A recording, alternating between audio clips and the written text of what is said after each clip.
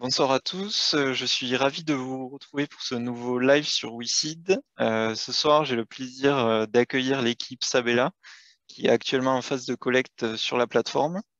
Alors avant de passer la main à l'équipe Sabella, pour ceux qui n'ont pas forcément l'habitude d'assister au live, je vais vous préciser comment vous pouvez faire pour poser vos questions. Alors c'est dans la bulle QR qui est en bas de votre écran. Il suffit de cliquer dessus, de taper votre question sur votre clavier et ensuite je m'occuperai de la poser à toute l'équipe. Et ensuite, au niveau du déroulé, donc une fois l'introduction terminée, donc c'est les quatre personnes de l'équipe Sabella qui présenteront plus en détail l'activité, les enjeux de la levée de fonds. Et après, on passera aux questions-réponses, comme je viens de vous le présenter. Messieurs, je vous passe la main, je vous laisse vous présenter et après partager le support de présentation. Très bien, merci beaucoup. Eh bien, bonjour à tous. Alors, nous avons déjà passé une première convention entre nous. C'est celui qui parle a le droit d'enlever son masque, parce que sinon c'est une épouvantable torture. Alors, je me présente, je suis Benoît Vazir, je suis le président du conseil d'administration de Sabella depuis la mi-2019. Et quelques mots sur ma carrière. Je suis donc ingénieur de formation, ingénieur du génie maritime. J'ai d'abord servi l'État pendant une quinzaine d'années, essentiellement au sein du ministère de la Défense, beaucoup dans les affaires internationales, au cabinet du ministre aussi. Ensuite, j'ai 20 ans d'expérience industrielle, d'abord dans le groupe Thales, puis j'ai fait ce que l'on appelle un LBO avec un fonds d'investissement britannique avec des sociétés qui couvraient 3 continents, une douzaine de sociétés. Et enfin, mon dernier poste dans l'industrie a été d'être président-directeur général de Areva-TA, qui a repris son ancien nom maintenant de Technicatome. Et Technicatome, c'est la société qui conçoit, réalise et entretient les chaufferies nucléaires du porte-avions Charles de Gaulle et des sous-marins nucléaires. Et puis, j'ai ensuite créé une activité de conseil. Je suis entré au conseil d'administration de Sabella et j'ai pris la succession du fondateur, donc en 2019 en tant que président. Franche. Bonjour à tous, Franche Lebris, donc je suis le directeur général de Sabella depuis 2014. Je suis aussi ingénieur de formation. J'ai passé 15 ans dans les grands groupes au début de ma carrière, donc chez Airbus, Thales, DCNS, différents postes techniques et de management. Avant de décider de basculer en fait dans les PME, je voulais absolument découvrir autre chose que les grands groupes, donc à 40 ans, j'ai décidé de basculer. J'ai dirigé plusieurs groupes dans le domaine des clean tech, des énergies renouvelables et en 2014, on est venu me chercher lors d'une augmentation de capital significative de Sabella pour prendre la direction générale de l'entreprise que je connaissais déjà puisqu'en 2008, je dirigeais un groupe qui était actionnaire fondateur de Sabella. Voilà, donc c'est comme ça que je suis rentré dans cette revenu dans la boucle et c'est pour ça que je suis là aujourd'hui. Thomas? Oui, bonjour à tous. Thomas Archinard, je suis responsable des projets chez Sabella. Donc, j'ai une quinzaine d'expériences en France et à l'étranger, essentiellement dans des PME, sur des thématiques liées à l'environnement, développement durable, transformation de l'énergie, traitement de l'eau. J'ai également cofondé une start-up en Bretagne il y a quelques années. Voilà. Jérôme? Ouais, et bonjour à tous. Moi, Jérôme Lemoigne. Certains ont pu voir sur le site. Moi, je suis directeur commercial marketing de Sabella. Je suis arrivé il y a 4 mois chez Sabella. Et puis, j'ai eu 17 ans d'expérience, on va dire, dans la partie pétrole-gaz avant, chez General Electric. Et j'avais commencé ma carrière en Italie. Donc, voilà, expérience internationale. Et puis, dans différents autres secteurs. Voilà. Très bien, merci beaucoup. Alors, je vais commencer par vous faire donc une présentation de Sabella et vous aurez évidemment l'occasion de nous faire préciser les choses lors de vos questions. Alors d'abord, la mission de Sabella, concevoir et réaliser les systèmes permettant d'alimenter en électricité les zones côtières et de produire de l'hydrogène vert grâce à l'énergie des marées. Un peu d'histoire. Donc, Sabella a été fondée en 2008 par des gens qui venaient essentiellement de l'industrie et de l'offshore pétrolier. On a développé la première turbine à avoir injecté de l'électricité sur le réseau français. En janvier 2021, il y a eu un moment très important dans notre histoire, c'est que nous avons acquis les actifs et la propriété intellectuelle relatifs aux hydroliennes du groupe General Electric. Et le groupe General Electric, c'était en fait Alstom et Rolls-Royce. Les actifs étaient tombés donc dans les mains de GE au moment du rachat d'Alstom. Et GE avait décidé de se concentrer sur les éoliennes offshore. Et donc en 2021, tout le travail qui avait été fait pendant de nombreuses années est donc tombé dans les mains de Sabella. Depuis 2019, nous nous impliquons dans des projets d'hydrogène vert et on est très concerné par les aspects de réduction du prix de cet hydrogène. Nous avons dépensé 30 millions d'euros depuis la création de la société et sur ces 30 millions, 15 millions d'euros ont été financés en capital. Nous sommes actuellement 25 pour la plupart des ingénieurs et nous avons l'intention de croître rapidement, d'arriver à peu près à une cinquantaine de salariés dans les 3 prochaines années. Alors, quelques mots sur notre actionnariat. Il est très équilibré entre les financiers, comme vous le voyez à droite, le management, qui a quelques pourcents, et les industriels. Alors, si on commence par les industriels, le premier industriel, c'est General Electric, avec 15% de notre capital. Nous avons aussi Sofrecide, société d'ingénierie marine, qui est la filiale d'un grand groupe italien qui s'appelle Saipem. Nous avons un certain nombre d'industriels, d'industries très classiques, mais qui ont su prendre le tournant du numérique à temps et qui, du coup, sont tout à fait prospères, comme IWD dans le domaine de la chaudronnerie ou Farinia dans le domaine de la forge et de la fonte. Dourmap est un industriel, est un électricien, un fournisseur de solutions électriques breton. Géopétrol, c'est une société qui prend les puits dont les très grands pétroliers considèrent qu'ils sont épuisés et continuent à travailler. Hydrohelix, c'est tout simplement la société du fondateur Jean-François Davio. Et LFP, c'est une société qui apporte des solutions en France ou à l'étranger dans le domaine des déchets quand il y a des problèmes lourds. Les investisseurs financiers, eh bien BPI, BPI France, qui est notre premier actionnaire toute catégorie avec 22% du capital, Demeter, qui est un fonds d'investissement connu dans le domaine de l'innovation, et puis quelques institutions financières qui ne sont pas de niveau national, comme Force 29, qui est une filiale du Crédit Agricole, Gweneg, qui est une plateforme de crowdfunding comme WeSeed, mais très concentrée sur la Bretagne, Go Capital, qui est un fonds d'investissement concentré, lui, sur les Pays de la Loire et la Bretagne, et puis Lito Invest, qui est une filiale des banques populaires. Donc voilà une vision complète de notre actionnariat. Alors, si l'on revient maintenant à notre métier, qui est d'utiliser les marées. Comme tout le monde le sait, les marées, c'est le fruit de l'action relative du Soleil, de la Terre et de la Lune. Pourquoi est-ce que je me permets de dénoncer cette vérité connue de tous? C'est tout simplement parce qu'elle a deux conséquences, elle a une conséquence extrêmement importante, c'est que notre énergie est intermittente, comme beaucoup d'énergies renouvelables, puisque quand les marées changent de sens, bien entendu, le courant s'annule et donc la production d'électricité aussi, mais l'électricité que nous produisons est totalement prévisible. C'est-à-dire qu'on peut dire quelle quantité d'électricité on produira le 23 juin 2030 à partir de telle hydrolienne. Il suffit de regarder les horaires des marées. Donc, nous sommes prévisibles. La deuxième caractéristique essentielle, c'est que comme nous allons assez loin en profondeur, eh bien, nos turbines sont invisibles. Donc, ce sont deux choses véritablement à retenir. Les hydroliennes sont prévisibles et invisibles. Alors, si on regarde un peu plus notre histoire technologique, nous sommes les héritiers justement de deux histoires. D'abord, celle de Sabella proprement dite, commencée en 2008. Donc, nous, notre histoire est retracée en bas, sous la flèche. Vous voyez qu'on commence avec une hydrolienne appelée la D0330. Toutes nos turbines ont la même dénomination, ça commence par D. Ensuite, le premier chiffre, c'est le diamètre du rotor en mètres. Et le deuxième chiffre, c'est la puissance en kilowatts.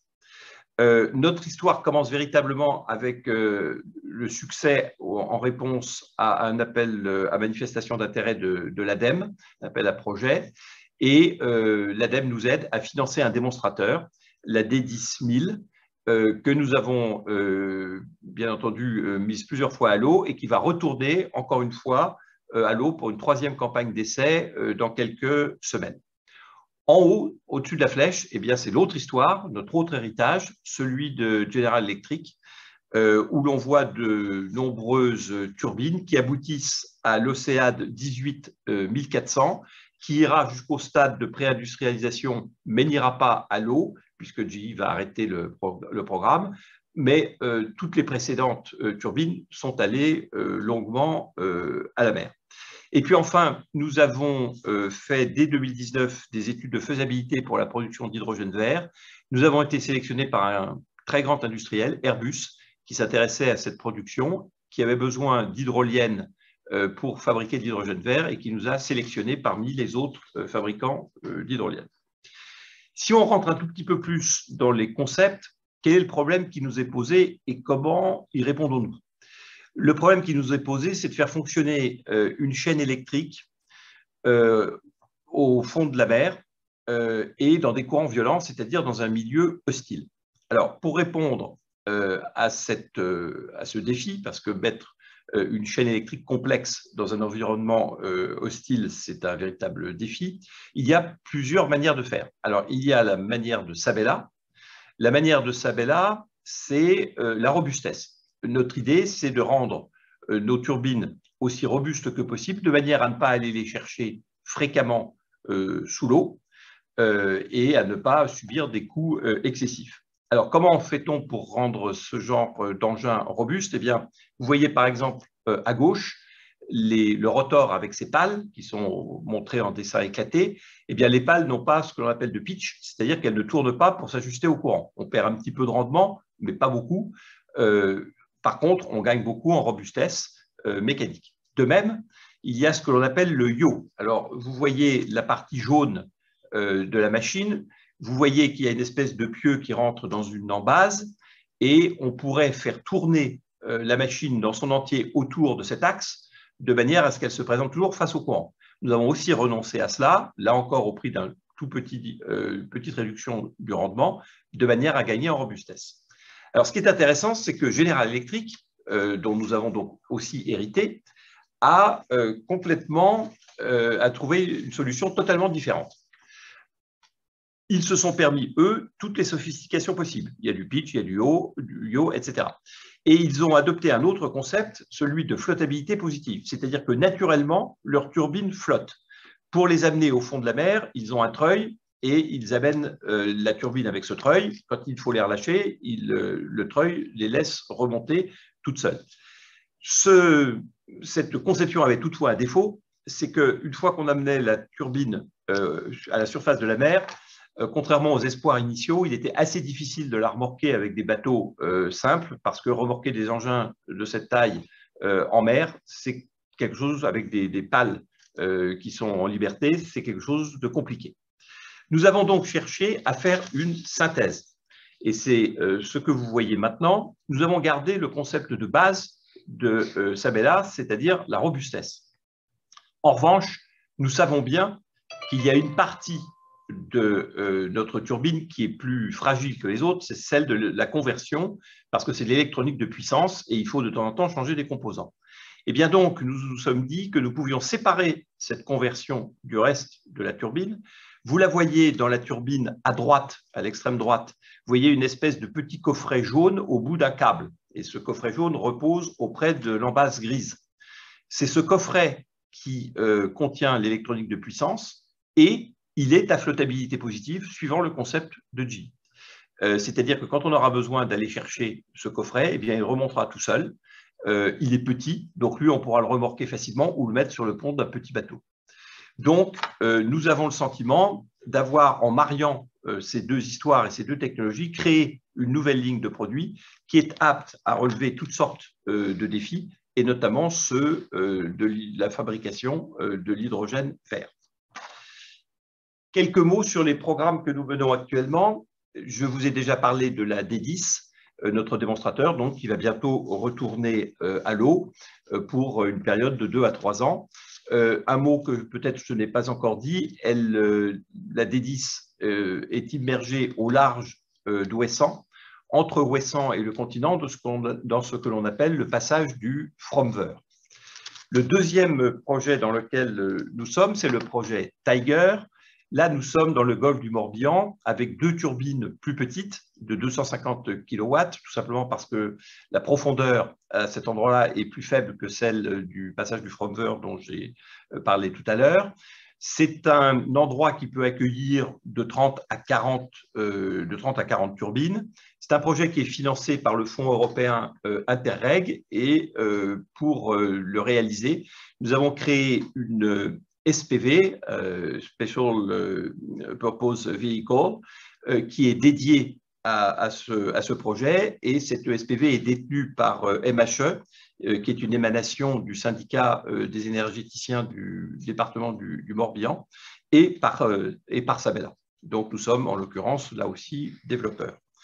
Nous attendons les autorisations cette année et une mise à l'eau prévue en fin 2023. Enfin, le projet phare, là nous revenons dans le passage du Fromveur, près de Ouessant, entre Ouessant et le continent. Nous parlons de 2 turbines de 500 kW chacune, donc un projet d'1 mégawatt, et qui est un projet véritablement emblématique pour nous.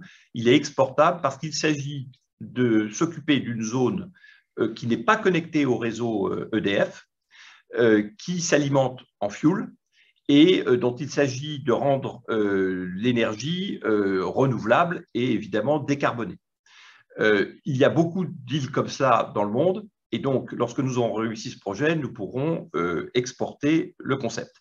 Il est développé par une société qui s'appelle Akuo Énergie, et le projet d'Akuo est en fait de faire un mix, un bouquet énergétique de trois énergies différentes, une éolienne terrestre, une station photovoltaïque et nos deux hydroliennes.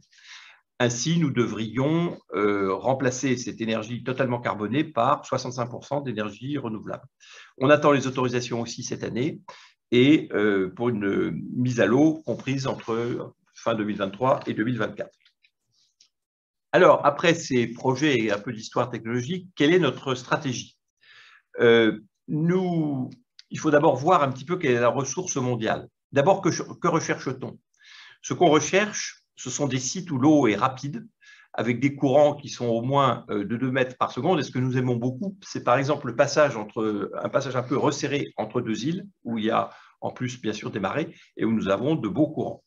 Si on regarde la carte du monde avec cette idée en tête, on voit que le marché français peut installer à peu près 3 gigawatts de turbines, sachant que comme ordre de grandeur, 1 gigawatt, c'est une centrale nucléaire moyenne en France. Et donc, les sites que nous avons chez nous en France sont essentiellement les 2 sites dont j'ai parlé en Bretagne, le passage du Fromveur, le golfe du Morbihan, et il y a un superbe site au large du Cotentin de 2,1 gigawatts. Quand on regarde l'Angleterre, c'est elle qui a les plus belles ressources en Europe, 8 gigawatts sur notre schéma, mais elle réestime en ce moment ses ressources au-dessus de 11 gigawatts, ce qui donne à l'ensemble du marché européen une taille d'au minimum 15 gigawatts. Et enfin, le marché mondial, 100 gigawatts, dont je n'hésite pas à dire que c'est une estimation aujourd'hui, mais le monde n'a pas été totalement exploré. Ce qu'on sait, c'est qu'il y a de beaux gisements en Europe, il y a de très beaux gisements en Amérique du Nord, notamment au Canada. Il y a aussi des gisements en Amérique latine, on en est sûr, ceux-là ont été explorés. Dans l'est de l'Afrique, dans le sud-est de l'Afrique, autour du canal du Mozambique, en Asie du Sud-Est, Indonésie, Philippines, en Asie plus au nord, Japon et Corée du Sud, très actifs dans ce domaine, et enfin plus bas, l'Australie qui est encore en train d'explorer ses ressources. Mais il y a encore de vastes zones inexplorées comme l'Amérique centrale ou le nord de l'Amérique latine. Si l'on regarde maintenant l'hydrogène, Parce qu'avec notre électricité, nous pouvons produire de l'hydrogène qui, par définition, est de l'hydrogène vert. Si on prend une règle telle que 30% de l'électricité produite par les hydroliennes est consacrée à l'hydrogène, dans certains pays, par exemple les pays de l'OCDE, et 10% seulement sont consacrés à l'hydrogène vert dans d'autres pays, alors on obtient un résultat au niveau mondial qui est une production annuelle d'à peu près 1,5 million de tonnes d'hydrogène. Pour caractériser les choses, c'est la moitié de la production annuelle française. Bon, c'est évidemment une estimation, on peut changer les paramètres, mais ça donne un peu un ordre de grandeur de ce que peuvent faire les hydroliennes. Donc notre stratégie est fondée sur 3 piliers. D'abord, les zones non interconnectées, typiquement Ouessant, dont on vient de parler.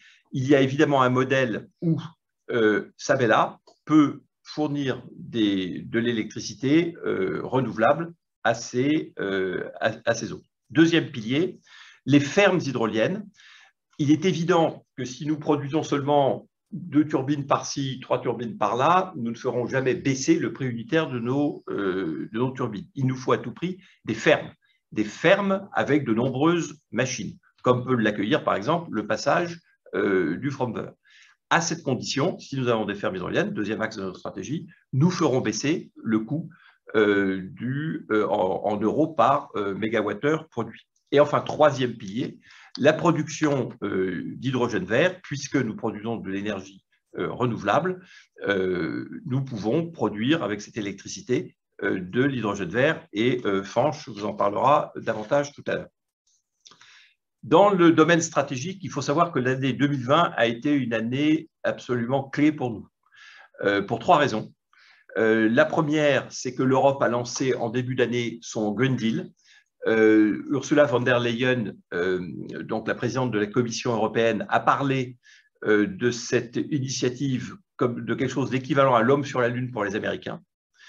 Deuxièmement, il y a eu le lancement de la politique européenne pour l'hydrogène vert. Et enfin, troisièmement, plus spécifiquement à la fin de l'année, la Commission européenne a dit qu'il faut à tout prix que les énergies marines renouvelables, en dehors des éoliennes offshore qui sont déjà une technologie mature, mais donc que les énergies marines renouvelables, telles que les hydroliennes, le houlomoteur, etc., aient des objectifs et remplissent ces objectifs. Et les objectifs qui ont été fixés sont ambitieux, puisqu'on nous a dit qu'il faudra qu'il y ait 100 mégawatts installés en Europe avant 2025, 1 gigawatt en 2030 et 40 gigawatts en 2050, mais c'est évidemment plus lointain. Si je devais résumer maintenant un peu dans le temps notre stratégie. Alors, cette planche est un peu compliquée, mais je vais essayer de la rendre claire. D'abord, qu'est-ce que c'est que Sabela aujourd'hui? Sabela, nous savons poser des hydroliennes au fond de l'eau, nous savons produire de l'électricité par définition verte, et nous savons injecter cette électricité dans le réseau électrique. L'avenir, quel est-il? Il va se découper en 3 phases. Première phase, les fermes pilotes. C'est celle dans laquelle nous sommes actuellement. Elle a commencé, elle devrait se terminer en 2024. Nous posons des hydroliennes comme dans le projet Tiger au fond de l'eau, en petit nombre, et nous commençons à réfléchir à l'hydrogène en mettant un électrolyseur à terre et en le couplant avec une hydrolienne. On en reparlera tout à l'heure. Phase 2 commence en 2024 jusqu'en 2028. Là, c'est l'époque des fermes commerciales. Nous avons des hydroliennes, nous vendons des hydroliennes posées, mais en plus grand nombre. Et puis, on passe à une deuxième phase pour l'hydrogène. On commence à réfléchir à mettre des électrolyseurs et du stockage d'hydrogène en mer, sachant qu'en mer, ça peut vouloir dire soit en surface, soit au fond de l'eau. Enfin, production en série, au-delà de 2028, là, nous devons vendre des hydroliennes de manière massive et nous avons une autre technologie dont je vais parler dans un instant, qui est les hydroliennes tractées. Mais d'abord, regardons un petit peu ce qui se passe du côté des coûts pour savoir pourquoi il est utile dès maintenant de penser à l'avenir, mais à 15 ans. Le LCOE, donc le fameux coût de l'électricité au mégawattheure, nous commençons à 500 € par mégawattheure. Pourquoi 500 €? Parce que c'est le prix que paye une île comme Ouessant, et donc le fait de lui fournir de l'électricité nous-mêmes par nos moyens au même prix, améliore son bilan carbone, mais ne pose pas de problème économique. En revanche, nous savons très bien que nous ne pouvons pas rester à ce niveau et qu'il faut à tout prix le faire baisser pour obtenir un niveau qui est équivalent à celui des autres énergies fournissant de l'électricité. Donc, au cours des phases que je vous ai décrites, l'effet de série va progressivement jouer et nous allons aller à la phase 3 en dessous de 100 € par mégawattheure et nous pensons aujourd'hui atteindre 60 € par mégawattheure. Bien. Vous voyez en bas de la flèche un chiffre de 20. Si on veut casser le plancher de 60 et passer en dessous, il faut à ce moment-là réfléchir à une autre technologie qui consiste à ne plus poser les hydroliennes au fond de l'eau, mais à les tracter derrière des bateaux qui eux-mêmes seront propulsés par des moyens renouvelables. Par exemple, des kites, moyen inventé par le groupe Airbus, qui permettraient, des kites évidemment extrêmement professionnels et sophistiqués, qui permettraient de donner la puissance à un bateau-usine qui traînerait derrière lui des hydroliennes, qui fournirait de l'électricité et produirait ainsi de l'hydrogène vert grâce à des électrolyseurs à bord de ce bateau-usine. Alors pourquoi est-ce aussi important de réfléchir à cela dès maintenant, même si ce n'est pas notre stratégie actuelle? C'est tout simplement parce que si on atteignait 20 € par mégawattheure, on obtiendrait un coût de l'hydrogène au kilogramme de 1,5 € par kilogramme. Et pourquoi est-ce important? Parce que c'est le prix que payent les industriels aujourd'hui pour avoir de l'hydrogène gris, c'est-à-dire à partir de combustibles fossiles. Donc c'est un objectif que s'est fixé le groupe Airbus, auquel il travaille et auquel nous participons derrière lui. Alors, ce qui est important, c'est de bien comprendre pourquoi il peut y avoir un intérêt, pourquoi on peut casser ce prix grâce à ces hydroliennes tractées. Vous avez un petit tableau en haut à droite que je vous commente très rapidement et qui compare des hydroliennes posées au fond de l'eau et des hydroliennes tractées. Alors, si vous regardez suivant un certain nombre de critères, le critère par exemple de l'effet d'échelle, vous savez qu'il est plus simple, moins coûteux de construire une hydrolienne de 25 MW que 25 hydroliennes de 1 MW. Eh bien, c'est ce que permettrait des hydroliennes tractées. Elles pourraient être vraiment tout à fait importantes en taille. Ensuite, il y a la vitesse du courant. Un bateau peut aller plus vite que les plus beaux courants qu'on rencontre dans la nature. Or, l'énergie produite est proportionnelle au cube de la vitesse. Si vous multipliez la vitesse par 2, vous multipliez l'énergie produite par 8. Vous avez le facteur de charge, le nombre d'heures que peut tourner, où on peut produire de l'électricité. Il est de 2100 heures par an pour des turbines posées. Il est de 6500 pour des bateaux qui tournent presque toute l'année. Enfin, l'effet de série, il joue dans tous les cas, mais il jouerait encore davantage dans les hydroliennes tractées parce qu'on parlerait de puissance encore plus importante. Tout cela doit nous permettre de faire et d'évoquer donc la production d'hydrogène vert. Vous voyez la petite carte et je passe la parole à Franche qui va justement vous détailler cet aspect. Alors, donc Benoît vous disait donc notre core business à l'instant T, c'est la fabrication d'hydroliennes posées. Donc c'est ce qui va nous faire vivre dans les années qui viennent. Pour produire de l'électricité pour une part, et puis pour produire pour certains projets de l'hydrogène. Alors l'hydrogène, la projection qu'a fait Benoît donc à long terme sur les projets d'Airbus, c'est ce qui nous a mis le pied à l'étrier dans le domaine de l'hydrogène, avec des études de faisabilité qu'on a fait pour eux depuis 2019. Et on s'est dit, à partir de cet investissement qu'on a fait avec Airbus, qu'est-ce qu'on pourrait faire dans l'entre-deux, c'est-à-dire entre aujourd'hui notre capacité à produire des hydroliennes pour produire de l'électricité et demain ce méga projet. Et on s'est dit, aujourd'hui notre métier c'est quoi? Nous sommes des intégrateurs de technologies pour faire fonctionner des technologies complexes sous l'eau dans des domaines dans des zones hostiles. Et aujourd'hui, ce qu'on sait faire, c'est construire une chaîne électrique et de la faire fonctionner à moins 60, moins 70 mètres. Et pourquoi ne pas faire la même chose avec des électrolyseurs? Donc, notre but n'étant pas de développer des électrolyseurs, mais d'utiliser des électrolyseurs du commerce pour les faire fonctionner dans un environnement pour lequel ils ne sont pas prévus. Et de raccorder ces électrolyseurs à notre production électrique, donc la production de nos hydroliennes posées. C'est ça, en fait, le projet à court terme de Sabela dans le domaine de l'hydrogène. On appelle ce projet donc, de R&D CH2.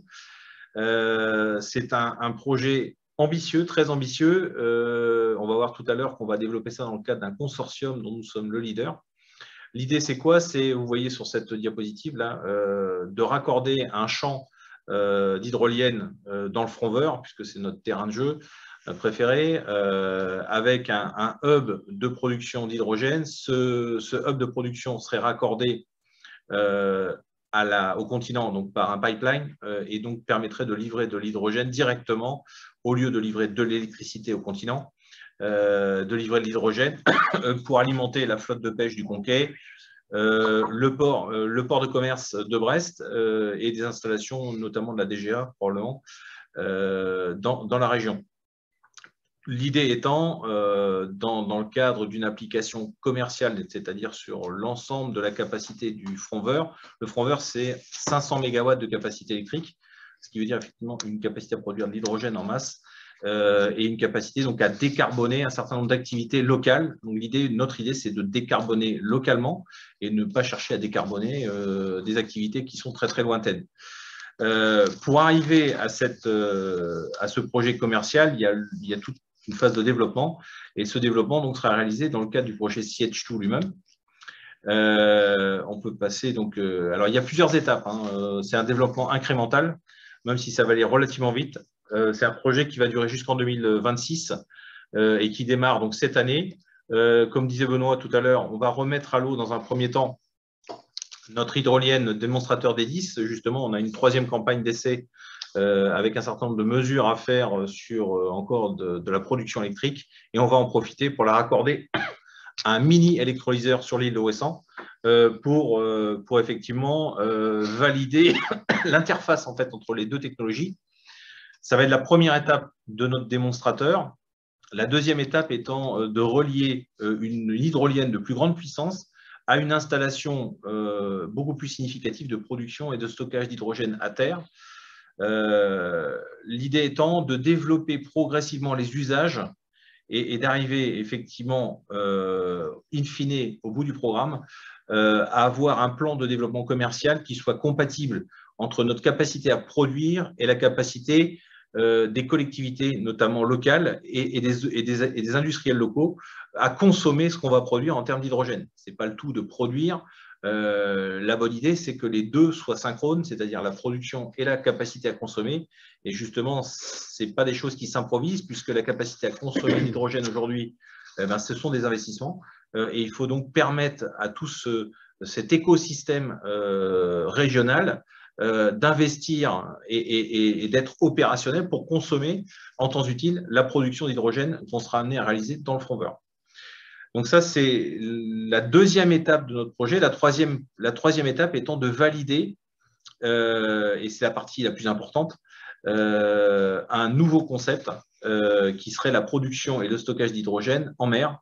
Ça sera l'objet des études qu'on va réaliser à partir de cette année, définir le meilleur concept entre une production et un stockage entièrement sous-marin ou entièrement flottant, ou un mix des deux. Et ce qui va nous intéresser, c'est l'optimal. Et donc, l'idée des 2 années qui viennent, c'est de réaliser toutes les études dans le cadre du consortium que je vais vous présenter pour choisir la meilleure solution. Et cette solution sera déployée donc, par un démonstrateur qui, lui, sera en gros opérationnel en 2025. Voilà. Et parallèlement à ça, on va développer un projet commercial donc, sur le site du Fronver, comme on vous l'a montré tout à l'heure sur le premier slide. Et l'idée étant évidemment de phaser le développement commercial pour que la consommation soit appairée et cohérente de notre capacité à produire et qu'on ne se retrouve pas avec des écarts entre les deux. Le consortium qu'on est en train de monter, Sabela est leader de ce consortium. Il y a plusieurs grandes fonctions dans ce projet. Le projet étant d'avoir la capacité à produire de l'hydrogène vert à partir de l'électricité produite par les hydroliennes, à le stocker, en tout cas de façon de créer un tampon en fait, avant d'exporter directement cet hydrogène vers le continent. Pour ça, il vous faut quoi? Il nous faut évidemment des hydroliennes. Donc là, Sabela va s'associer avec son concurrent et partenaire Nova Innovation, qui sont donc des Écossais, puisqu'on travaille déjà ensemble sur le développement de projets à l'international. Ça, c'est pour la partie hydrolienne, donc production d'électricité. Ensuite, il y a une fonction importante, évidemment, c'est la partie électrolyse. On souhaite rester indépendant des constructeurs d'électrolyseurs. Donc, on s'est associé avec un acteur de l'hydrogène qui s'appelle H2X, qui est un intégrateur de solutions hydrogène. Donc, ça, c'est pour la partie électrolyse.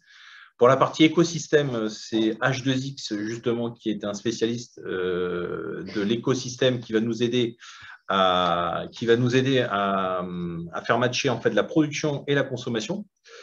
Et ensuite, on est associé donc, à un de nos actionnaires, qui est le groupe Saipem et la société Sofrecide, pour toute la partie ingénierie offshore. La partie chaîne électrique sera aussi traitée par un de nos actionnaires qui est General Electric. Ensuite, nous serons accompagnés par des académiques qui travaillent avec nous régulièrement sur de nombreux projets. Et le dernier grosse brique, c'est la partie stockage et pipeline sur lequel c'est la multinationale française Vallourec associée donc à Schlumberger qui interviendront. Voilà le consortium qui va mener le projet CH2, qui est le projet structurant et autour duquel on va développer notre capacité de production d'hydrogène vert. Eh bien, écoutez, on a peut-être été un petit peu long, mais c'est vrai que le sujet nous passionne.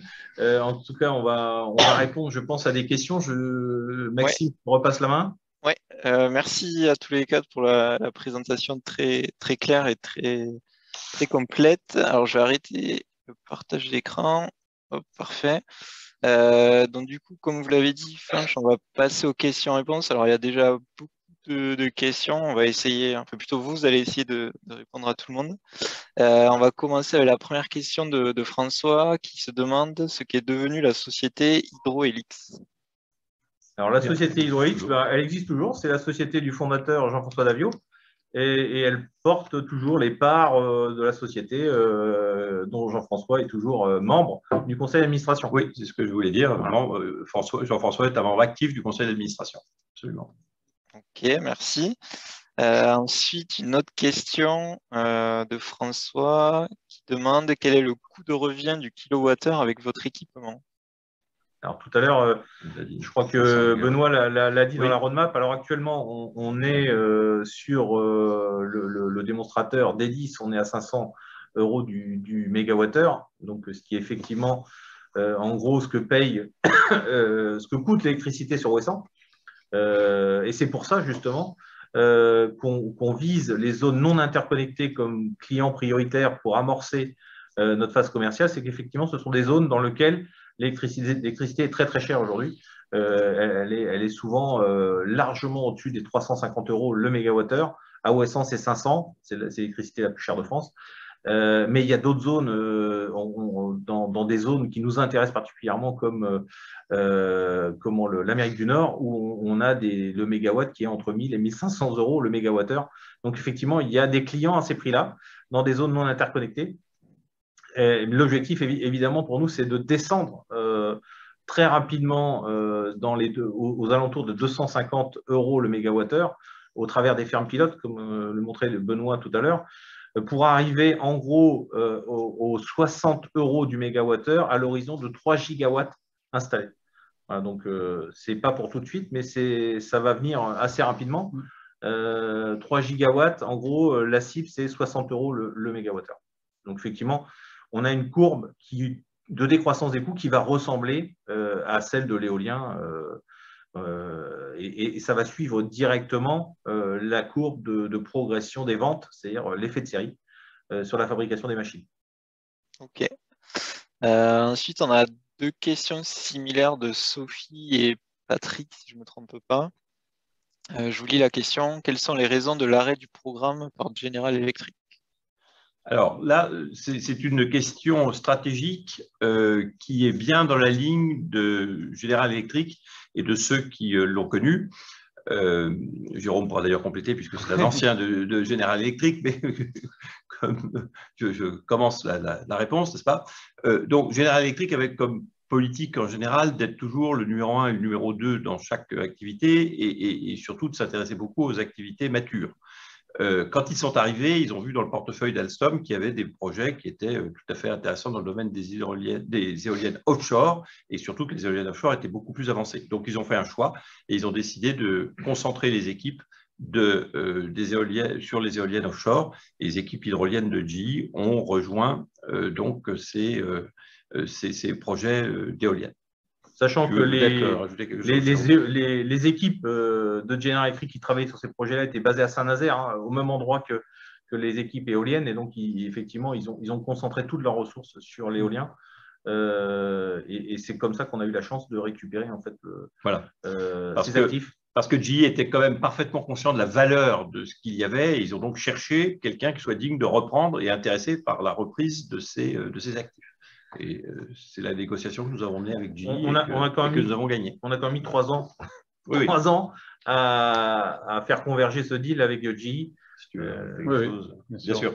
Non, ce que je voulais juste dire, c'est que tu l'as vécu de l'intérieur.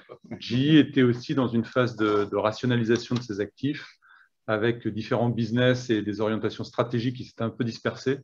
Et donc, ils ont voulu effectivement se focaliser sur quelques business qui étaient plus matures pour eux. La partie Belfort, entre autres, pour les turbines à gaz, et puis la partie offshore éolien. Et donc, toutes ces activités qui avaient de la valeur et qu'Alstom avait développées ont un peu été laissées de côté. C'est pour ça qu'on a eu l'opportunité de pouvoir aujourd'hui les valoriser et les intégrer dans notre plan de développement. Ok, merci. Ensuite, une autre question de François, alors qui a été posée par 2 autres leaders, par Laurent et Olivier, si je ne me trompe pas. Je vais essayer de vous les lire en suivant, mais parler du même thème, plutôt environnemental. Y a-t-il du danger pour les espèces marines? Avez-vous prévu des protections? Ensuite, Laurent, quel est l'impact sur la faune marine? Y a-t-il eu une étude à ce sujet? Et Olivier, les associations de défense de l'environnement ont-elles validé l'absence de dommages pour la faune marine? Je peux peut-être répondre. Donc, effectivement, dans le cadre du développement de nos produits, on demande à l'État d'autoriser l'installation de nos hydroliennes. Et ça se matérialise par ce qu'on appelle des études d'impact. C'est des dossiers qui sont relativement longs et conséquents, dans lesquels on vient prouver justement l'absence d'impact sur un certain nombre de composantes, dont la faune et la flore marine. Donc, on a réalisé effectivement un certain nombre d'études, des études bibliographiques. On a fait des inventaires in situ et on a prouvé au service de l'État, au service instructeur, au service de la police de l'eau, que nos machines ne présentaient pas ou avaient un faible impact sur ces composantes. Et c'est une obligation réglementaire pour nous de le faire. Depuis la mise à l'eau des 10, on a également un retour d'expérience relativement important, puisqu'on a pu filmer, on va dire, le comportement de notre machine sous l'eau. Et on voit effectivement, notamment s'agissant des poissons, lorsqu'il n'y a pas de courant, qu'ils passent à travers les pales, lorsque le courant s'intensifie, qu'ils disparaissent et qu'il y a un effet récif qui est apporté finalement par notre machine. Ce qu'il faut savoir quand même, c'est que les rotors tournent tout doucement. C'est des machines dont la vitesse de rotation maximum est entre 25 et 27 tours par minute. Donc, c'est vraiment des objets qui tournent tout doucement. Donc, on va dire le risque pour la faune est nul, quoi. Après, ça dépend effectivement des sites, hein. Il y a une composante mammifère marin qui est relativement importante. Il y a un enjeu qui est fort, notamment dans le passage du front vert, donc au large d'Ouessant. Donc, on travaille aussi avec le PNMI, donc le parc naturel marin d'Iroise, sur ces sujets-là. On a mis des appareils qui permettent d'enregistrer aujourd'hui la présence ou pas de mammifères marins, donc de marsouins ou de dauphins. Aujourd'hui, on n'a évidemment constaté aucun impact et aucun impact particulier sur cette faune. Ok, merci. On va poursuivre avec une question de François. Alors, je crois au moment où il a posé la question, vous n'aviez pas répondu, mais je crois que Benoît l'a fait. François se demande quelle est la fréquence de maintenance. Doit-on sortir l'équipement? Alors aujourd'hui, la fréquence de maintenance, c'est 5 ans. Donc tous les 5 ans, on fait une maintenance préventive, sachant que bon, la partie génératrice, donc le gros alternateur qu'on immerge, c'est des technologies qui sont issues des carrières, des papeteries, etc. En fait, ce n'est que du contrôle. Il n'y a quasiment aucun changement. C'est une génératrice, ça dure la durée de vie en fait, d'une machine qui est de 25 à 30 ans. La partie en fait, qui amène le plus de maintenance et de contrôle, c'est toute la partie électronique de puissance et notamment le refroidissement liquide. Donc, le refroidissement liquide de toute la partie conversion, c'est ça qui nous amène à les sortir en fait, tous les 5 ans. Par contre, on travaille sur une nouvelle technologie qui pourra, et là pour l'instant, on ne va pas s'engager sur des chiffres, mais dans le cas du projet Tiger, on fait une démonstration sur un refroidissement passif. Là, on sera les premiers au monde à valider un refroidissement passif, donc plus besoin de refroidissement liquide, et ça, c'est un grand changement. Si ça fonctionne comme on l'espère, il y aura des applications, je dirais même dans bien d'autres domaines, notamment le maritime, que ce soit les sous-marins ou les bateaux de pêche. Ok, merci. Ensuite, une question commune à François et Olivier sur la concurrence. Pouvez-vous parler de votre compétition? Avez-vous un avantage spécial ou des brevets? Et la question d'Olivier, c'était la suivante. Quel est le positionnement de Sabela par rapport à la concurrence en termes de technologie et de part de marché cible? Alors, la concurrence, alors pour une fois, c'est super. Nos principaux concurrents sont européens. Donc, les leaders mondiaux dont on fait partie sont européens. Donc, aujourd'hui, il y a, si je veux donner les noms, il y a CIMEC Atlantis qui est un des leaders mondiaux, société donc, dont en tout cas cette activité est basée en Angleterre. Le deuxième concurrent, c'est la société Andritz, qui est une société qui est basée en Autriche, qui est un des leaders mondiaux dans le domaine des turbines de barrage hydroélectriques. Donc une très belle société. Et puis il y a Sabela. Donc on a, ça c'est on va dire le trio de tête. Et après il y a d'autres acteurs. La société Orbital, qui est sur une technologie flottante. Il y a un nouvel acteur en France qui est HydroQuest, donc qui a validé un premier démonstrateur en fait, qui est sorti de l'eau il n'y a pas très longtemps. Voilà, donc il y a un certain nombre d'acteurs. Il y aura encore des consolidations sur la durée. Et alors au niveau technologique, donc il y avait une question sur les différenciations. Alors, les deux premiers dont j'ai parlé, donc CIMEC et Andritz, sont sur des technologies équivalentes à celles de Alstom, sans justement les fameux brevets de flottabilité positive. Donc, ce sont des machines très sophistiquées, avec des pales qui effectivement tournent sur elles-mêmes, des machines qui se retournent. Donc, ce sont des machines très sophistiquées qui n'ont pas fait le choix, comme nous, de la robustesse. Donc, effectivement, avec des fréquences de maintenance qui n'ont strictement rien à voir avec les nôtres. Donc, il faut aller les chercher pour faire de la maintenance très régulièrement. Voilà, donc effectivement, ils ont, quand ils fonctionnent, quelques points de rendement supplémentaires. Par contre, le prix à payer, c'est qu'il faut aller les chercher pour faire de la maintenance régulièrement. Voilà la grande différence technique entre les deux. Et si je rentrais dans les détails, après, il y aurait tout un tas on va dire, d'écarts. Mais c'est ça, en gros, le critère différenciant, c'est la robustesse qu'on a apportée avec des cinématiques ultra simples à tous les niveaux. Donc, que ce soit la partie hydro, la partie électrique, on a choisi la simplicité à chaque fois. Ok, merci. Tout à l'heure, vous avez parlé de 3 gigawatts. Ça correspond à combien de turbines?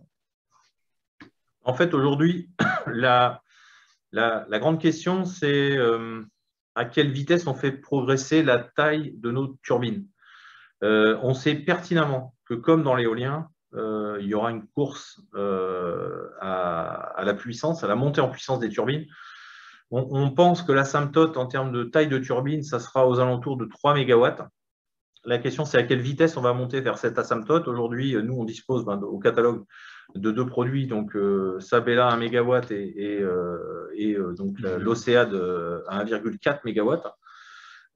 On travaille aussi en ce moment à potentiellement une plateforme commune avec notre partenaire Nova Innovation. Donc la plateforme de référence, elle sera certainement entre 500 kW et 1 MW pour commencer sur les marchés commerciaux qu'on est en train d'adresser dès aujourd'hui. Par contre, l'intérêt en fait, de notre gamme de produits, c'est qu'on a une gamme de produits qui est un peu structurée comme la gamme Airbus, en fait, si je peux me permettre le parallèle. On a deux diamètres de génératrices, une de 2,50 m et une de 4 mètres, et on peut ajouter des étages. En fait, c'est une conception modulaire, donc ça nous permet, tout ça avec une gamme de rotors de diamètre qui vont donc de 8 mètres jusqu'à 18 mètres actuellement. Ça montera certainement jusqu'à 22-23 mètres à terme. Avec donc ces briques, on est capable d'adresser en fait toutes les demandes clients. C'est le gros avantage, c'est que Sabela n'a pas conçu une machine, il a conçu une gamme de machines. Et avec cette gamme de machines, on est capable de répondre sur un même champ à un client, puisqu'évidemment, sur un champ qui est assez large, vous pouvez avoir des profondeurs d'eau à 25 mètres et puis vous retrouvez 1 km plus loin à des profondeurs à 50 mètres. Il faut avoir le produit pour y répondre et des vitesses de courant qui sont aussi variables. Donc, avec ce kit, Sabela donc, va pouvoir répondre à des clients sur la base de composants standardisés. Alors, en termes arithmétiques purs, et pour compléter vraiment la réponse, 3 gigawatts, ça fait donc 1000 machines de 3 mégawatts, donc de très grosses machines, ou 3000 machines de 1 mégawatt, un peu comme comme notre démonstrateur actuel. Voilà. Okay, merci. Et un champ comme le Rat Blanchard, qui fait effectivement à peu près 3 gigawatts, on mettra une quinzaine d'années à exploiter la totalité du site. Donc, ça va se faire. Et il y aura plusieurs générations de machines sur ce site. Donc, on va peut-être commencer à 1 mégawatt pour finir effectivement à 3. Ok. Et tout à l'heure, je reviens sur une question précédente à propos des brevets. Je crois que vous n'avez pas évoqué. Ah, pardon. Alors, sur les brevets, oui. Alors,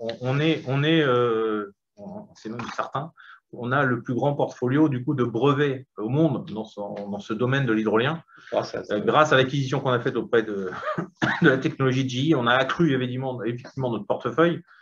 Donc, on a un portefeuille qui était en début, au moment où on a acquis cette technologie en 2021, on avait quasiment 200 brevets. Actuellement, on est en train de purger complètement le portefeuille de brevets. Donc, à la fin 2022, on aura trié tous les brevets les plus utiles, parce qu'évidemment, les brevets, c'est bien, mais ça coûte de l'argent. Et on va se concentrer sur une centaine de brevets, ce qui est déjà énorme. Donc, ça, c'est le portefeuille Sabela à la fin 2022. Sera aux alentours de 100 brevets. Ok, merci. Ensuite, une question de Laurent. À quelle vitesse tourneraient les pales des hydroliennes tractées? Alors, on est sur des vitesses de rotation qui seraient à peu près équivalentes aux hydroliennes posées, en fait. Il y aurait une différence qui serait de l'ordre peut-être de 3 à 5 tours par minute supplémentaires. Ok. Ensuite, une question de Julien. Alors, elle est un petit peu longue. Est-ce que la capacité des infrastructures portuaires peuvent-elles présenter des freins pour le déploiement de vos solutions? De nombreuses zones de déploiement visées peuvent être limitantes là-dessus, même aux États-Unis. Des États comme la Californie n'ont pas encore des infrastructures nécessaires pour la mise en place de parcs éoliens offshore, par exemple. Parle-t-on de la même faisabilité? Alors, effectivement, aujourd'hui, donc actuellement, commercialement parlant, on est concentré à fond sur l'Europe parce que en ce moment, le marché est hyper actif en Europe, mais demain, on va se déployer à l'international, donc on s'est déjà posé les questions. L'idée, de toute façon, le plan industriel de Sabela, c'est que l'usine qu'on est en train de construire à Brest va construire les turbines pour le monde entier. Évidemment, arrivé à un certain stade, on aura une deuxième usine qui permettra soit de desservir l'Asie, soit l'Amérique du Nord, suivant la vitesse à laquelle auront décollé ces deux marchés. Mais effectivement, les turbines seront fabriquées dans des usines, donc prioritairement en France, donc à Brest, sur le site de Brest. Les embases, par contre, qui elles sont des objets à valeur ajoutée inférieure et à gros volume, seront intégrés sur site quoi qu'il arrive. Et on est en train de développer une technologie de construction donc hybride, c'est-à-dire béton-acier, qui va nous permettre d'avoir accès, de pouvoir construire nos embases sur site, même dans des zones où il n'y a pas forcément de grandes infrastructures et surtout de grandes compétences en soudure parce que les soudures de structures offshore, comme on fabrique, ça demande quand même des compétences très particulières. Donc, cette capacité à fabriquer des embases hybrides va nous permettre aussi de nous projeter plus facilement sur des infrastructures qui sont moins bien équipées que les zones qu'on dessert actuellement. Mais là, c'est une vraie question. C'est une vraie question. Et on prépare déjà donc des alternatives qui nous permettront de contourner les problèmes d'infrastructure qu'on va rencontrer effectivement dans certaines zones. Ok. Ensuite, une nouvelle question d'Olivier. Quelles autorités peuvent ou sont en charge d'autoriser Sabela d'installer ces hydroliennes dans les fonds marins visés? Existe-t-il un risque de ne pas obtenir ces autorisations? Sabela doit-elle payer un loyer ensuite? À qui? Un concessionnaire? Alors, le développement de nos machines s'inscrit effectivement dans un cadre réglementaire qui est extrêmement strict. Et on repose notre développement sur 2 autorisations principales. Donc, une autorisation environnementale. Donc, à charge à nous de prouver, encore une fois, au service de l'État, de l'innocuité de nos machines. Donc, ça, c'est la première autorisation qui est soumise à étude d'impact en enquête publique. Et la deuxième, c'est l'autorisation d'occuper un domaine qui n'est pas le nôtre, et en l'occurrence, le domaine public maritime. À chaque fois, ce sont des services de l'État distincts qui sont chargés d'instruire ces 2 autorisations-là. Donc, on essaye de travailler avec eux pour justement qu'il y ait des phases qui soient communes pour améliorer les processus. Donc, comme dans n'importe quel type on va dire, de processus d'autorisation, il y a des risques que ça n'aboutisse pas, ou pas de la manière dont on le souhaite. Donc, on travaille beaucoup avec eux en amont pour bâtir des concertations avec les acteurs locaux, que ce soit les comités des pêches, les comités de la conchyliculture, pour justement faire en sorte que ça n'arrive pas. Voilà. S'agissant des redevances, donc comme on occupe un domaine qui n'est pas le nôtre et qui appartient à l'État, donc on paye une redevance à ce titre-là, qui est fonction de la puissance des machines, du nombre de machines, du linéaire de câbles. Et ça oscille, on va dire, sur un projet comme Phare, par exemple, où il y a 2 machines de machines, comme l'a rappelé Benoît tout à l'heure, on est sur une enveloppe à 7 à 8 000 euros par an. Ok, merci. Ensuite, une nouvelle question de Julien. Avez-vous considéré de possibles projets pilotes dans les Antilles françaises en sollicitant notamment des fonds européens récemment mis en place pour le développement des territoires ultramarins européens? Alors, malheureusement, les Antilles ne bénéficient pas de phénomènes de marée suffisants pour nous intéresser. Hélas, on aurait adoré, mais parce qu'en plus, ça fait des missions sympathiques. Mais non, nous, on est plutôt dans des zones dures. Donc, l'Amérique du Nord, les zones froides, enfin des zones qui sont plutôt hostiles. Ok. Ensuite, on a 2 questions un peu plus sceptiques, on va dire.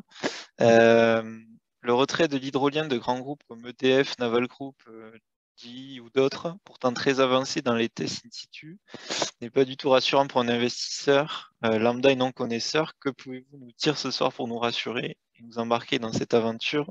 Et question de Sophie, comment expliquez-vous que le développement de l'hydrolien ne soit pas plus avancé dans le monde? Est-ce une question de rentabilité? Alors, le premier sujet, donc passionnant. Alors là, en fait, ce qui est intéressant, c'est de regarder vraiment le cas par cas. Parce qu'il y a eu des défections de grands groupes, mais qui sont en fait à chaque fois qui s'expliquent très très bien.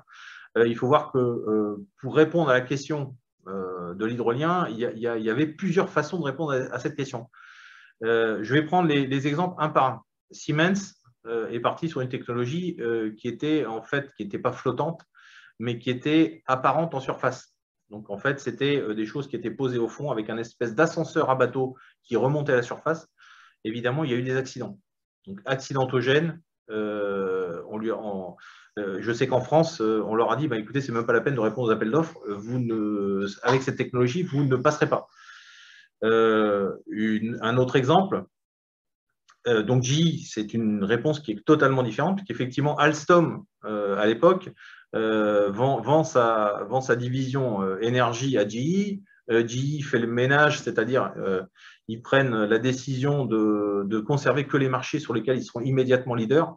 Donc ils conservent l'hydroélectricité et puis l'éolien offshore, ce qui était normal, puisqu'à l'époque, c'était les développements les plus matures. Et ils stoppent parce qu'ils voulaient concentrer toutes leurs ressources sur ces deux marchés matures, ils stoppent l'hydrolien, alors qu'à l'époque, ils étaient effectivement leaders, donc c'est un choix lourd. Et ils ont cherché un repreneur pour cette techno, qui était effectivement un superbe développement et qui avait été vraiment abondamment validé. Donc, et on a fini, nous, par la récupérer, ce qui nous a amené un tas de brevets qu'on va pouvoir utiliser aujourd'hui sur nos développements et accélérer donc notre compétitivité, notre montée en compétitivité pour les 5 ans qui viennent. Ça, c'est pour G. Et après, je vais répondre à un autre cas de figure donc, qui était emblématique, c'est DCNS. Alors, DCNS, et ça, je connais très, très bien l'histoire. Naval Énergie. Donc, Naval Group. Naval Group. Ils ont acheté, c'était leur première diversification. C'est une entreprise qui est récente. Hein, la privatisation des chantiers navals de l'État s'est faite en 2007. Et puis, donc, c'est une transformation réussie de l'entreprise publique et qui a décidé de se diversifier. Première diversification, décision de diversification, c'est de rentrer dans le milieu des énergies marines renouvelables par la porte de l'hydrolien.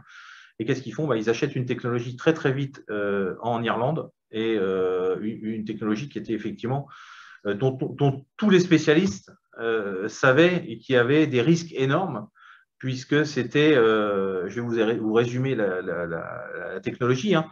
C'est la technologie qu'ils ont achetée qui était unique au monde. C'est un rotor en flottaison et c'est un moteur dont l'entrefer, pour ceux qui voient un peu ce que c'est qu'un moteur électrique, donc il y a un rotor, un stator et un rotor. L'entrefer, donc c'est l'écart entre le rotor et le stator, et ben, c'est un entrefer en eau. C'est-à-dire que dans tout moteur électrique, en général, l'entrefer est en air. C'est-à-dire qu'il est bien encapsulé proprement dans son air et il n'y a aucun souci. Là, l'entrefer est en eau de mer. Donc, ça veut dire qu'un tas de sédiments passés entre le rotor et le stator, évidemment, ça ne pouvait pas fonctionner longtemps. En fait, ça n'a jamais marché. C'est-à-dire qu'ils ont fabriqué 4 démonstrateurs, ils n'ont jamais tourné, tout simplement parce qu'effectivement, la technologie ne pouvait pas fonctionner. Donc, et ils ont mis très longtemps à l'avouer. Ils sont sortis en fait du domaine de l'hydrolien en expliquant que le marché démarrait trop doucement, etc., etc. C'est vrai que le marché a démarré doucement à cette époque-là. Mais en fait, le vrai problème, c'est qu'ils avaient un problème technologique et qui était insoluble. Oui. C'est un cas industriel extrêmement classique. Hein. En réalité, les grands groupes ne sont pas forcément les mieux placés pour développer des solutions véritablement innovantes. Ils sont souvent excellents dans leur propre domaine. Les diversifications, j'ai été dans deux très grands groupes, il n'y a rien de plus dangereux. Et j'ai des cas d'échecs absolument innombrables. Nous nous concentrons sur notre technologie. Évidemment, dans un cas comme celui-là, quand on a une idée nouvelle, quand on lance une nouvelle, il y a ceux qui parient sur les bonnes technologies et ceux qui se trompent. Et donc, le marché élimine peu à peu ceux qui se trompent, à moins qu'ils corrigent le tir et qu'ils arrivent à trouver la bonne technologie. Mais cette idée selon laquelle les hydroliennes ne seraient pas forcément un bon pari parce que les grands groupes n'ont pas réussi, si vous voulez, c'est une idée qui finalement arrive très souvent. C'est quelque chose qui se produit extrêmement souvent. Donc, ça n'est pas un critère de jugement, en tout cas, pas pour moi. Ok, merci à tous les deux. Alors, on se rapproche de la fin du live, mais bon, il reste 5 questions, si je ne me trompe pas. Donc, on va essayer d'aller un petit peu plus vite sur les réponses. Alors, une première question de Patrick. Peut-on imaginer qu'il y ait sur le même site des éoliennes et vos hydroliennes de façon à profiter des zones réservées, exemple Saint-Nazaire? Alors, effectivement, nous, la principale contrainte, c'est qu'il faut qu'il y ait des courants et des courants violents, mais très violents. Donc, la conjonction de facteurs d'opportunité entre la présence d'éoliennes et d'hydroliennes, c'est pas du tout impossible. Par contre, c'est pas automatique. Donc, du côté de Saint-Nazaire, par exemple, non, il n'y a aucune chance. Par contre, si effectivement des éoliennes flottantes se développaient du côté du Nord Finistère, là, effectivement, on pourrait imaginer les deux. Ok. Ensuite, question d'Olivier. Un quelconque intérêt-bénéfice à attendre pour Sabella du plan France 2030? Pardon. Alors, aujourd'hui, on voit bien qu'il y a ce qui est hyper important pour nous et ce qui a changé pas mal la donne au niveau des marchés, entre fin 2020 et toute l'année 2021, c'est l'Europe qui a fait en fait qui a mené la danse. Donc aujourd'hui, l'Europe a beaucoup investi sur le développement des technologies hydroliennes et a bien l'intention d'appuyer sur l'accélérateur au niveau de leur commercialisation. Et donc, tout ce qui s'est passé au niveau du Green Deal, du traité sur les énergies marines renouvelables et pareil, l'accord sur l'hydrogène est allé dans le même sens que l'accélération en fait, du marché, pour nous en tout cas, du marché des énergies marines, dont l'hydrolien. Et on va voir les fruits en fait sont en train de mûrir et les contrats de la même façon. Donc en fait, l'Europe a décidé d'accélérer et les membres de l'Europe, dont la France, notamment les ministères de l'énergie, ont signé à Bruxelles un certain nombre d'accords qui font qu'effectivement ça va aller dans ce sens-là. Je voudrais aussi citer, il ne faut surtout pas les oublier, les collectivités locales. Nous sommes par exemple extrêmement aidés par la région Bretagne, qui fait quelque chose en ce moment de tout à fait remarquable à Brest. Ils ont créé un polder pour les énergies marines renouvelables et nous serons l'un des tout premiers occupants de ce polder grâce à un atelier qui est en train d'être construit, qui nous sera dédié. Et c'est la région qui construit cet atelier et c'est, comme vous pouvez l'imaginer, une aide puissante. Ok. Ensuite, une autre question de Patrick. Comment assurez-vous la sécurité des lieux d'implantation par rapport aux moyens de pêche comme les chaluts? Alors, là, en fait, là, on a de la chance. C'est une sécurité naturelle. C'est-à-dire que les zones dans lesquelles on intervient sont tellement dangereuses, les courants sont tellement violents qu'en fait, il n'y a aucune activité de pêche réelle. Vous pouvez avoir quelques ligneurs en surface qui travaillent dans les 15 premiers mètres de profondeur et qu'on n'empêchera certainement pas de continuer leur activité. Donc, en fait, on n'a aucun problème de coactivité en général dans les zones qui nous intéressent parce que c'est des zones où il ne se passe rien. Elles sont dangereuses pour la navigation. Enfin bon, c'est des zones où il n'y a pas d'activité en fait. C'est des choses qui sont évaluées aussi par les services de l'État dans le cadre des commissions nautiques locales où on présente justement nos machines, nos projets. Et l'action de l'État en mer vise aussi à tenir compte des interfaces entre nos machines et notamment la pêche professionnelle. Okay. Et de toute manière, nos machines sont implémentées sur les cartes du CHOM. Les navigateurs, qu'ils soient pêcheurs ou pas d'ailleurs, sont en pleine capacité de pouvoir voir la zone de concession, le passage de nos câbles et l'implantation de nos machines sur ces cartes. Ok. Question d'Emmanuel. Pourriez-vous repréciser le principe d'hydrolienne tractée et l'importance de ce segment dans votre plan de développement? Alors, juste un mot, et puis Forge complétera. J'ai bien précisé, si vous voulez, que c'était un plan que l'on envisageait à 15 ans. Hein. Il faut bien le comprendre. Nous avons, en ce moment, dans les 15 prochaines années, notre plan est basé évidemment sur les hydroliennes posées au fond de l'eau. Simplement, comme nous avons une technologie nouvelle, un groupe comme le groupe Airbus est venu nous chercher parce qu'il avait fait une étude design to cost, c'est-à-dire qu'il s'était posé le problème un peu à l'envers en disant si je veux de l'hydrogène à 1,5 € par kilogramme, comment est-ce que je fais? Et il était parti sans aucune idée de tomber sur des hydroliennes. Et c'est en réfléchissant aux moyens permettant d'obtenir cet objectif qu'il est tombé sur de très grandes hydroliennes tractées derrière des bateaux.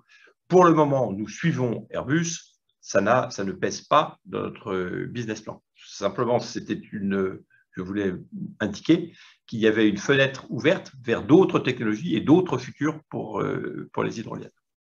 Voilà. Aujourd'hui, le projet Airbus avance. Hein. La brique numéro 1, c'est les fameux kites industriels dont a parlé Benoît tout à l'heure, qui vont tracter les navires. Et donc, ils sont en train c'est une filiale d'Airbus qui a été créée pour ça, qui s'appelle Airseas, qui est en train de valider des grands kites industriels. Et quand cette brique technologique sera dérisquée, à ce moment-là, on enchaînera certainement avec Airbus sur la suite des développements des hydroliennes tractées. Pour l'instant, effectivement, de toute façon, un démonstrateur industriel ne verra pas le jour avant 2028. Voilà. Donc, Mais nous sommes dans ce cadre-là, nous sommes derrière le groupe Airbus.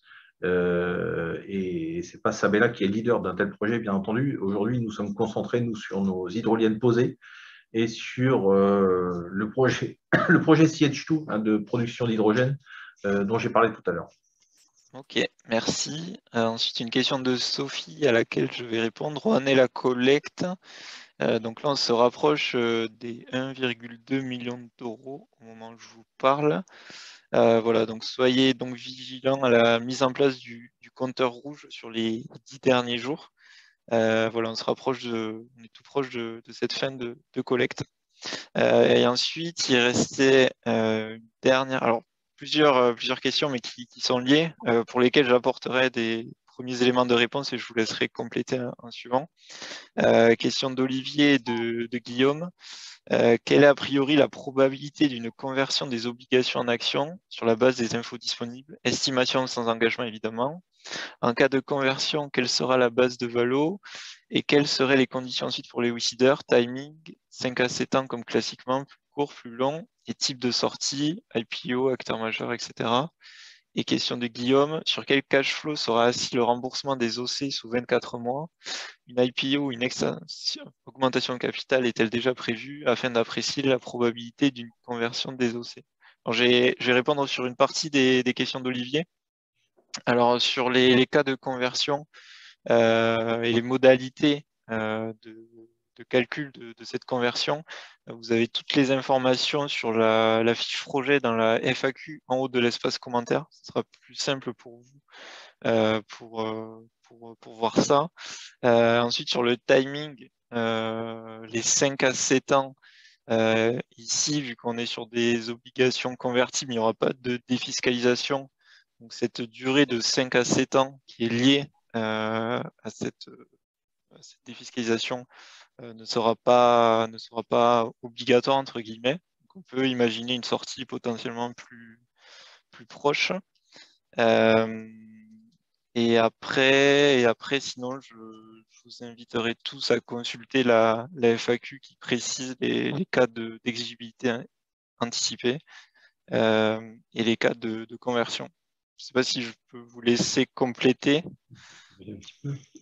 Oui, alors d'une manière générale, Sabella actuellement cherche à rassembler les moyens de financement permettant de terminer notre développement et ensuite de faire comme toutes les sociétés qui se portent bien, à savoir voler de nos propres ailes en ayant des bénéfices. Donc nous sommes en ce moment dans cette période. La collecte actuelle en fait bien entendu partie, mais nous examinons aussi d'autres moyens qu'ils soient, par exemple, des financements européens, des financements par projet pour notre projet CH2, etc. Nous examinons tous les moyens possibles de financement et cette phase est en cours. Ok, merci. Merci à tous les quatre. Merci aux WISIDER présents. Je ne sais pas si vous avez un dernier petit mot à communiquer aux WISIDER. Enfin, Écoutez, moi, oui, j'ai un mot, c'est merci. Merci pour ceux qui ont investi. Vous n'imaginez pas combien c'est réconfortant et combien le geste d'amitié qui consiste à se dire un beau soir ou un beau matin, eh bien oui, voilà une entreprise qui paraît intéressante et ce que ces gens-là font est bien. Et donc, je vais leur prêter de l'argent. Eh bien, vous n'imaginez pas combien ce geste compte pour nous. Voilà, et je suis sûr que je m'exprime au nom de mes collègues. Absolument. Tout à fait. Mais écoutez, nous, on remercie effectivement ceux qui ont déjà souscrit, ceux qui sont venus nous voir, puisqu'il y a eu des visiteurs à venir nous voir, et puis ceux qui, évidemment, vont nous prêter de l'argent d'ici la fin de la collecte. Donc, c'est une collecte très dynamique, et on espère que cette dynamique va se poursuivre jusqu'à la clôture. Voilà, super. Merci à tous les quatre. Merci aux WISIDER. Juste avant de se quitter, n'oubliez pas de consulter les news qui ont déjà été publiées et qui seront publiées jusqu'à la fin de collecte. Et pareil, dans l'espace commentaire, pour ceux qui regardent le replay, si vous avez la moindre question, n'hésitez pas à la poster. Et voilà, voilà, soyez attentifs au compteur rouge. Voilà, la fin de collecte arrive dans les prochains jours. Voilà, merci à tous. Bonne fin de soirée et à bientôt pour un nouveau live sur WICID. Au revoir. Merci. Au revoir. Merci, au revoir. Merci.